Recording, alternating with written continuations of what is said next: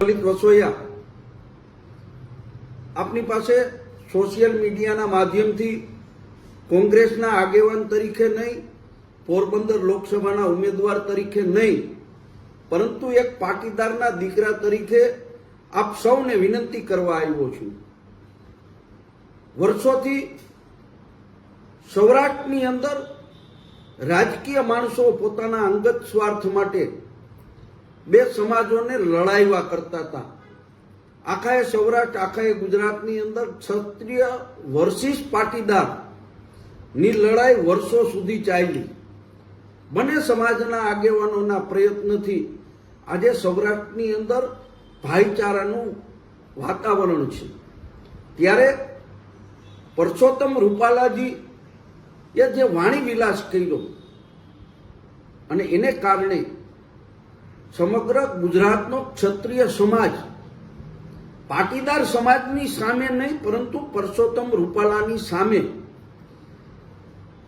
લડાઈ કરી રહ્યો છે.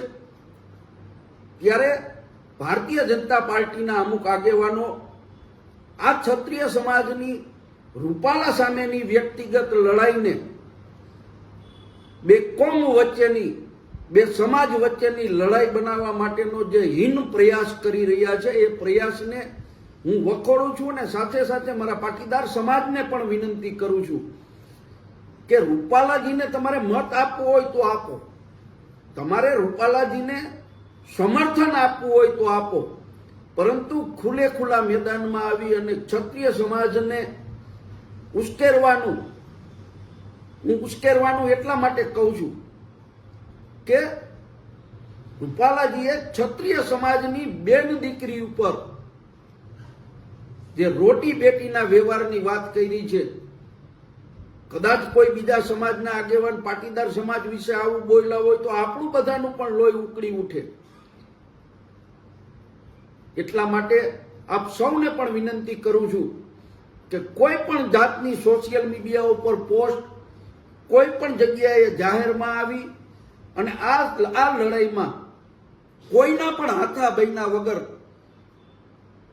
વાતાવરણ સુમેળભર્યું રહીએ એના માટેના આપણે સૌએ પ્રયત્ન કરવાના છે.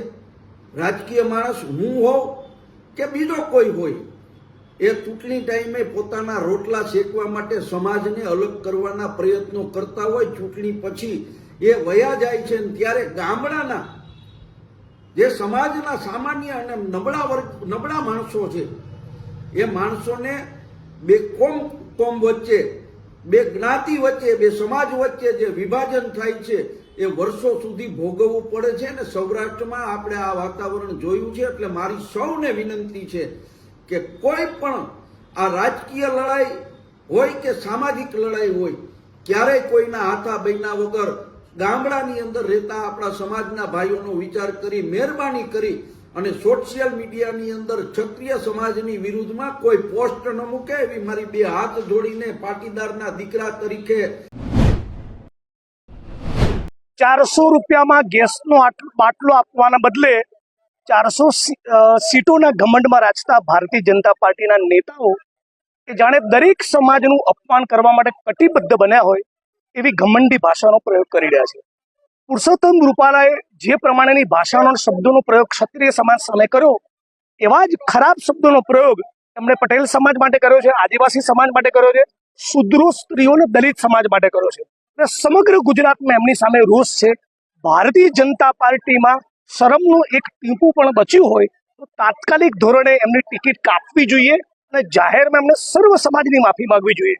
આજે મારા વિધાનસભા ક્ષેત્ર વડગામમાં જેનો ગુલાલ ઉડવાનો છે એવા ચંદનજી ઠાકોર માટે સર્વ સમાજની અને વિશેષ કરીને દલિત સમાજની એક જબરદસ્ત મિટિંગનું આયોજન કર્યું હતું. એમાં પણ સર્વ સમાજના લોકોએ સામૂહિક રીતે નક્કી કર્યું છે કે જો પુરુષોત્તમ રૂપાલાની ટિકિટ કાપવામાં નહીં આવે તો બનાસકાંઠાના પાટણમાં પણ એના ઘેરા પ્રત્યાઘાત પડવાના. નમસ્કાર મિત્રો, આખરે રૂપાલાજીના નિવેદન ઉપર ભારતીય જનતા પાર્ટી એની ઓરિજિનાલિટી ઉપર આવી ગઈ. રૂપાલાજીની વાત ઉપર ક્ષત્રિય સમાજનો જે રોષ છે એ રૂપાલાજી બારામાં વ્યક્તિગત મામલો છે.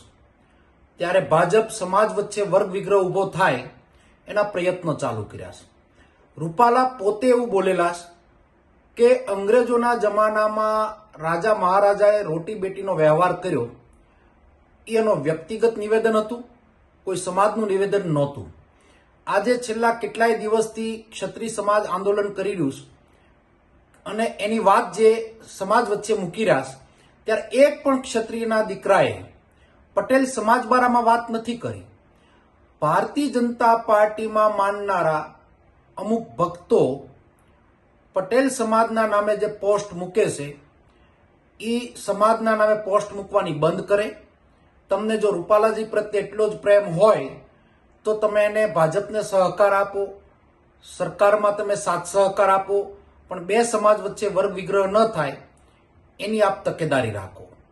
જો આપને એટલું જ બધું માન રૂપાલાજી પ્રત્યે હોત તો એક જમાનો એટલે કે થોડાક સમય પહેલા જ પાટીદારના 14 દીકરાની શહીદી થઈ, પાટીદારની બહેન દીકરીઓ ઉપર અત્યાચાર થયો, ત્યારે આ સરકારના મિનિસ્ટર રૂપાલાજી એક પણ નિવેદન આપ્યું નહોતું. એ સમય તમને કેમ ભૂલાઈ ગયો? આજે તમે કોઈ બાજુથી પહોંચી વળો એવી સ્થિતિ નથી. ગુજરાતની પણ આખા હિન્દુસ્તાનના ક્ષત્રિયોએ મન બનાવી લીધું કા રૂપાલાજી ત્યાંથી સીટ ખાલી કરે અને લડવાનું બંધ રાખે અથવા ભારતીય જનતા પાર્ટીને ક્ષત્રિય સમાજ જાકારો આપવાનો સી નક્કી થઈ ગયું છે. ત્યારે આ વાતને સમાજ વચ્ચે નહીં લાવી વ્યક્તિગત મામલામાં રાખો અને વ્યક્તિગત રૂપાલાજી અને ક્ષત્રિય સમાજનો મામલો છે એ બધા એમનું કરી લેશે. ત્યારે ફરી વખત સમાજને વિનંતી કરું છું, પટેલના દીકરા તરીકે ક્ષત્રિયોએ આજે આપણે જે હયાત હિન્દુ ધર્મની વાત કરતા હોય, હિન્દુ રાષ્ટ્રની વાત કરતા હોય, તો એને રાખવાનું બચાવવાનું કામ કોઈએ કર્યું તો ક્ષત્રિય સમાજે કર્યું હતું. એ જમાનાની અંદર પાળિયા એ લોકોના થયા હતા, એ જમાનાની અંદર રોટી બેટીના વ્યવહારો એ લોકોએ નતા કર્યા. ત્યારે આજે આપણે હિન્દુત્વ ધર્મ નિભાવી શકીએ છીએ, હિન્દુ રાષ્ટ્ર તરીકે આપણે વાત કરી શકીએ. ફરી વખત પટેલ સમાજને વિનંતી કરું છું કે આવી કોઈ નિવેદનબાજી ન કરતા અને આપણા બંને સમાજ વચ્ચે કોઈ વર્ગ વિગ્રહ ન થાય એની બધા જ સાથે મળીને તકેદારી રાખીએ. આ ભાજપનો વ્યક્તિગત મામલો છે, ત્યારે સમાજ વચ્ચે ન લાવો એની વિનંતી કરું છું. આભાર. એ કઈ બીજેપી કોંગ્રેસ એવું કઈ નહીં. હું પણ કે બીજેપી કોંગ્રેસ યા કોઈ બીજેપી આ બીજેપી કોંગ્રેસ છે જ નહીં. આ પટેલ ક્ષત્રિય નથી, બીજેપી કોંગ્રેસ નથી. વ્યક્તિગત એક ઉમેદવારીની વાત છે. એમાં પણ જો બીજેપી વાળા પોતાનો અહમનો મુદ્દો બનાવે અને બહુ મોટો સમાજ જે અસરકારક છે, જેનો ભૂતકાળ છે, જેના ઉપર ઠેસ લાગેલી છે, એમાં જો ફરફાર નહીં કરે તો અમે બેસીને પણ અમે અમારી રીતે જે થાય પ્રયત્નો કરીશું. 24 કલાકમાં દિલ્હી સુધી વાત પહોંચાડવાની કોશિશ કરીશું. એ ફેરફાર નહીં થાય તો બાકીના દિવસોમાં જે કંઈ સાથે આગેવાનો મળીને પ્લાનિંગ કરીએ એ પ્લાનિંગ મીડિયાના માધ્યમથી કાનોકાન બીજા એક રાષ્ટ્રીય નેતાનો બફાટ ચર્ચાનો વિષય છે કે ક્ષત્રિયોની તલવાર કામમાં ના આવી અને બેટી અને રોટીના વ્યવહાર કરવા પડે. સૌથી પહેલા તો તમે ઇતિહાસનો ના સમજતા હોય તો ઇતિહાસનો કેસ બોલશો નહીં. ઇતિહાસ વિશે તમે જે હિન્દુત્વનો ઝંડો લઈને સત્તા સુધી પહોંચે છો ને, એ હિન્દુત્વને બચાવવા માટે એક ક્ષત્રિયોની તલવાર કામમાં આવી. પોતાના માથા પડ્યા પછી દળ લડ્યા કે એ જ તલવાર હતી. બાપા રાવલથી ચાલુ કરો તો મહારાણા પ્રતાપ, અમરસિંહ, રાજસિંહ, આ બાજુ શિવાજી મહારાજ, સંભાજી મહારાજની દર્દનાક મોત આપ્યા પછી પણ એમને હિન્દુત્વ છોડ્યું નહીં. એમને એક જ વસ્તુ પૂછવામાં આવી હતી કે કાં તો ઇસ્લામ કબૂલ કરવાનું કાં તો મરો. એમની આંગળીઓ કાપવામાં આવી, એમના નખ કાપવામાં આવે, એમને આંગળીઓ કાપવામાં આવી, એમની ચામડી ઉતેડી દેવામાં આવી. 21 દિવસે એમને મોત મળ્યું. આટલું દર્દનાક છતાં એમને હિન્દુત્વ છોડ્યું નહોતું. વર્ષો સુધી જમીન ઉપર બેસીને જમ્યા, જંગલમાં રખડ્યા અને વર્ષો સુધી સંઘર્ષ કર્યા પછી પણ મહારાણાએ પોતાનું હિન્દુત્વ નથી છોડ્યું. જે દીકરીઓની તમે વાત કરો છો તો ઇતિહાસ ઉજળો છે. મહારાણા પ્રતાપ થી પણ ઉજળો કહું હું તો એને કે રાજસ્થાનની ભૂમિ ઉપર જ્યારે કોઈ હિન્દુ રાજાનું હાર થતી તો કોઈ વિધર્મી ક્ષત્રિયની દીકરીને હાથ અડાડે એ મંજૂર નહોતું, તો એ દીકરીઓ જૌહર કરી લેતી હતી. આવા હજારો દાખલા ઇતિહાસની અંદર દર્જ છે કે પોતાના આબરૂ પોતાના જીવથી વધીને વાલી ગણતા હતા. જોધા અકબરનું જે પાત્ર રહ્યું ને એ કાલ્પનિક છે એવું સાબિત પણ થઈ ચૂક્યું છે. ક્ષત્રિયોને નીચું બતાવવા માટે થઈ અને આ જોધાની કહાની ઇતિહાસમાં ઉમેરવામાં આવી એ અકબર હારે. આખી જિંદગી જે તલવારે હિન્દુત્વનું રક્ષણ કર્યું એ તલવાર કામમાં ન આવી. માથા પડ્યા પછી દળ લડ્યા એ તલવાર કામમાં ન આવી. આ સોમનાથની સખાતે ચડેલા હબીરસિંહજી ગોહિલ હોય, વીર માખડાજી હોય, અરે દુર્ગાદાસજી રાઠોડ જેવા વ્યક્તિઓ હોય, પૃથ્વીરાજ ચૌહાણ હોય, સંભાજી હોય, શિવાજી મહારાજ હોય, આવા અસંખ્ય બલિદાનો પછી આ હિન્દુત્વ બચ્યું છે. અને એક ક્ષત્રિયોની જ તલવાર હતી અને મા ભવાનીને ખુદ શિવાજીને તલવાર હાથો હાથ આપવા આવવું પડ્યું હતું. તમે એને કહો છો તમારી તલવાર કામમાં ના આવી? તમે બેટીનો વ્યવહાર કર્યો? ઇતિહાસ ના જાણતા હોય તો ઇતિહાસ વિશે બોલવાનો કોઈ તમને અધિકાર નથી. એમનું તો એક જ સૂત્ર હતું, વિજય યા વીરગતિ. એક સમય એવો આવી ગયો હતો ક્ષત્રિય સમાજની ઉંમર એવરેજ 17 વર્ષ થઈ ગઈ હતી. ઘરમાંથી 15 ને 16 વર્ષના દીકરાઓને પોતાની માર વિજય તિલક કરીને રણ મેદાનમાં મોકલી દેતી હતી.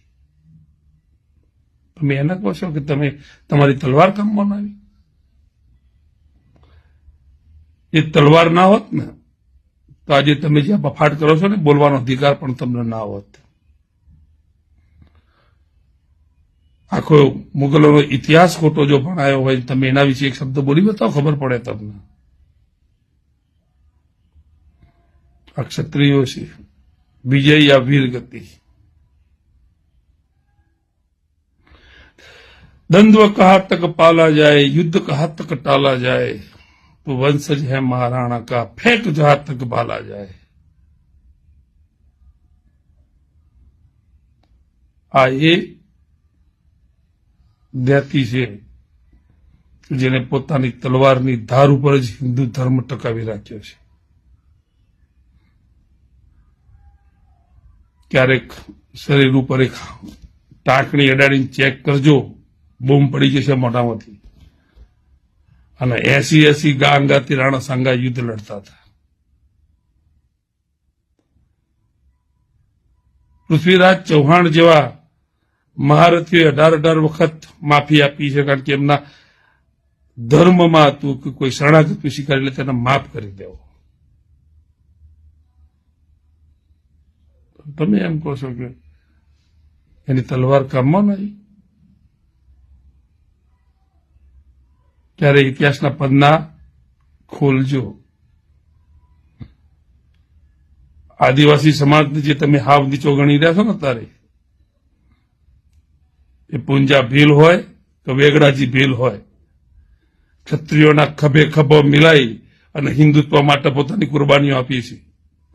મહારાણા સુધી પહોંચવા માટે અકબરને પૂંજા ભીલની દિવાલ પાર કરવી પડતી હતી અને હજારો ભીલો કુરબાન થઈ ગયા, બાકી મહારાણા સુધી પહોંચવાનું તો દીધા.